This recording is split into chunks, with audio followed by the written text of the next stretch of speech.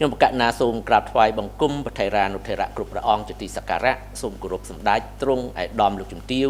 អស់លោកស្រីបងប្អូនអ្នកសារព័ត៌មានក៏ដូចជាជនរួមជាតិទាំងក្នុងនិងក្រៅប្រទេសជាទីគោរពនិងជាទីរាប់អានថ្ងៃនេះ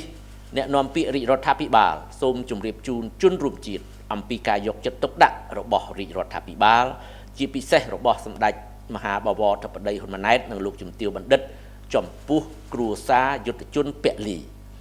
លោកជំទាវបណ្ឌិតពេជ្រច័ន្ទមនីហ៊ុនម៉ាណែតនៅថ្ងៃទី17ខែមករាឆ្នាំ2026បានអញ្ជើញប្រគល់ផ្ទះថ្មីចំនួន4ខ្នងទៀតជូនដល់គ្រួសារវីរៈកងទ័ពពលីក្នុងនោះផ្ទះថ្មី1ខ្នងត្រូវបានប្រគល់ជូនក្រុមគ្រួសាររស់នៅក្នុងខេត្តត្បូងឃ្មុំនិងផ្ទះថ្មី3ខ្នងទៀតប្រគល់ជូនក្រុមគ្រួសារនៅក្នុងខេត្តកំពង់ចាមនេះគឺជាសកម្មភាពជាបន្តបន្ទាប់ក្នុងចំណោមសកម្មភាពមនុស្សធម៌គ្រប់ទម្រង់ដែលលោកជំទាវទី1របស់កម្ពុជាតែងតែធ្វើដើម្បីជាប្រយោជន៍ដល់ប្រជាពលរដ្ឋនិងជាតិមាតុភូមិប៉ុន្តែអ្វីដែលគួរឲ្យកត់សម្គាល់គឺរយៈពេលចុងក្រោយនេះសកម្មភាពដ៏លេចធ្លោមួយរបស់សម្ដេចមហាបវរធិបតីហ៊ុនម៉ាណែតនាយករដ្ឋមន្ត្រីនៃប្រជាណាចក្រកម្ពុជានិងលោកជំទាវបណ្ឌិតពេជ្រច័ន្ទមនីហ៊ុនម៉ាណែតបានផ្ដោតការយកចិត្តទុកដាក់យ៉ាងខ្លាំងទៅលើគ្រួសារយុទ្ធជនពលីវីរៈយុទ្ធជនរងរបួសដែលកំពុងតែសម្រាប់ព្យាបាលនៅមន្ទីរពេទ្យវីរៈកងទ័ពដែលកំពុងឈរជើងនៅជួរមុខនិងជនភៀសសឹកនៅក្នុងពិធីប្រគល់ផ្ទះថ្មីជូនដល់វីរៈកងទ័ពដែលបានពលីជីវិតដើម្បីជាតិមាតុភូមិលោកជំទាវបណ្ឌិតបានពំនាំប្រសាសន៍ចូលរួមរំលែកទុក្ខយ៉ាងក្រៀមក្រំបំផុតនិងប្រសាសន៍សួរសុខទុក្ខពីសម្ដេចអគ្គមហាសេនាបតីតេជោហ៊ុនសែនសម្ដេចគតិព្រឹទ្ធបណ្ឌិតប៊ុនរនីហ៊ុនសែននិងសម្ដេចមហាបវរធិបតីហ៊ុនម៉ាណែតជូនដល់ក្រុមគ្រួសារនៃសពផងដែរ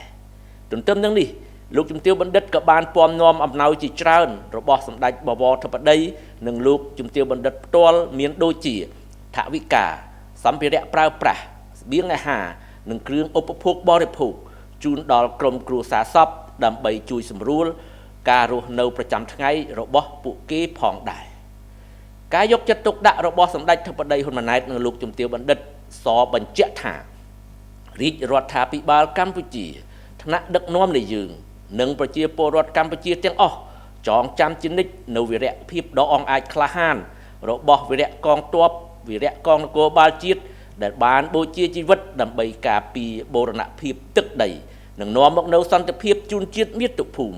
និងប្រជាពលរដ្ឋខ្មែរគ្រប់រូបជាការតបស្នងចំពោះការលះបង់ដ៏ថ្លៃថ្លានេះសម្ដេចមហាបវរធិបតីហ៊ុនម៉ាណែតនាយករដ្ឋមន្ត្រីនៃប្រជាណាចក្រកម្ពុជាបានដាក់ចេញគោលនយោបាយនិងយន្តការជាច្រើនដើម្បីជួយសម្រួលដល់ក្រុមគ្រួសាររបស់យុទ្ធជនពលីមានដូចជាការផ្ដល់ជូនមុខរបរចិញ្ចឹមជីវិតការស្រោចស្រង់សមាជិកគ្រួសារការផ្ដល់អាហារូបករណ៍ដល់កូនឲ្យបានសិក្សារហូតដល់កម្រិតបរិញ្ញាបត្រការរៀបចំអនុទានសារជាថ្មីឡើងវិញការដោះស្រាយបំណុលជូនវីរៈយុទ្ធជនក្នុងសមរភូមិថែមទាំងមានការគិតគូររហូតដល់ការបង្កើតជាមូលនិធិសម្រាប់ជួយទ្រទ្រង់ដល់ក្រុមគ្រួសារវីរៈយុទ្ធជនពលីថែមទៀតផងសូមរំលឹកជូនថាតបតាមការអំពាវនាវរបស់សម្ដេចមហាបវរធិបតីនាយករដ្ឋមន្ត្រីគ្រឹះស្ថានមីក្រូហិរញ្ញវត្ថុដែលជាសមាជិករបស់សមាគមមីក្រូហិរញ្ញវត្ថុកម្ពុជាបានសម្រេចលើកលែងការប្រាក់សរុបប្រមាណជា $10.6 លានសហរដ្ឋអាមេរិកសម្រាប់គ្រួសារជនភៀសសឹកដើម្បីជួយពួកគេឲ្យមានស្ថិរភាពហិរញ្ញវត្ថុក្នុងអំឡុងពេលភៀសសឹកនិងបានលុបបំណុលទាំងប្រាក់ដើមនិងការប្រាក់សរុបប្រមាណជា$1 លានសហរដ្ឋអាមេរិកសម្រាប់យោធិនជួរមុខយោធិនរងរបួសនិងគ្រួសាររបស់យោធិនពលីដើម្បីជាការដឹងគុណសម្រាប់ការលះបង់របស់ពួកគេផងនឹងជួយសម្រួលដល់ជីវភាពរស់នៅប្រចាំថ្ងៃក្នុងពេលដែលពួកគេបាត់បង់ចំណូលផង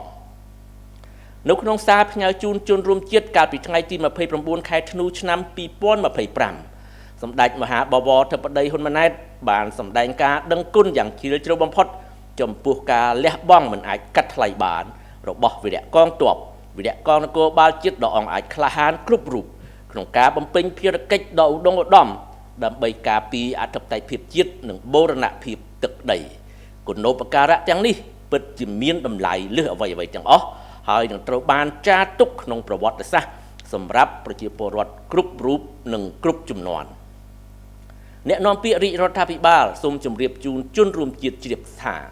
ទន្ទឹមនឹងដៃម្ខាងយកចិត្តទុកដាក់យ៉ាងខ្លាំងចំពោះគ្រួសារវីរៈយុទ្ធជនដែលបានពលីវីរៈកងទ័ពវីរៈកងនគរបាលជាតិដែលកំពុងសម្រាប់ព្យាបាលរបួសនៅមន្ទីរពេទ្យក៏ដូចជាវីរៈយុទ្ធជនដែលកំពុងតែឈរជើងនៅជួរមុខនឹងជនភៀសសឹកដៃម្ខាងទៀតរបស់រាជរដ្ឋាភិបាលនិងថ្នាក់ដឹកនាំក៏បាននឹងកំពុងការពារអធិបតេយ្យភាពជាតិនិងបូរណភាពទឹកដីក្នុងដែនអធិបតេយ្យភាពស្របច្បាប់របស់កម្ពុជាយ៉ាងផ្ដួលផ្ដាច់បំផុតតាមរយៈនយោបាយការទូតដោយសន្តិវិធីស្របតាមគោលការណ៍ច្បាប់អន្តរជាតិអ្នកនាំពាក្យរាជរដ្ឋាភិបាលសូមបញ្ជាក់ជូនជាថ្មីម្ដងទៀតថាកម្ពុជាប្រកាន់ជំហរយ៉ាងម៉ឺងម៉ាត់នៅក្នុងការការពារខ្សែព្រំដែនអន្តរជាតិកម្ពុជាថៃដែលបន្សល់ទុកដោយគណៈកម្មការព្រំដែនឥណ្ឌូចិនសៀមដោយគោរពគោលការណ៍ច្បាប់អន្តរជាតិគោលការណ៍ខ្សែព្រំដែនមិនកែប្រែគោរពអនុសញ្ញាសន្ធិសញ្ញាបារាំងសៀមផែនទីនិងកំណត់ហេតុបោះបង្គោលព្រំដែនរបស់គណៈកម្មការបោះបង្គោលព្រំដែនឥណ្ឌូចិនសៀមព្រមទាំងកិច្ចព្រមព្រៀងនិងឯកសារពាក់ព័ន្ធនានាដែលភាគីទាំងពីរបានឯកភាពគ្នាកាលពីពេលកន្លងមកកម្ពុជាមិនទទួលស្គាល់ការកែប្រែខ្សែព្រំដែនណាមួយដែលកើតចេញពីការប្រើប្រាស់កម្លាំងនោះឡើយនេះគឺជាជំហរការពារអធិបតេយ្យភាពជាតិនិងបូរណភាពទឹកដីដែលមិនអាចធ្វើសម្បទានបានសូមអរគុណនិងសូមគោរពលាតែប៉ុណ្ណេះបាទ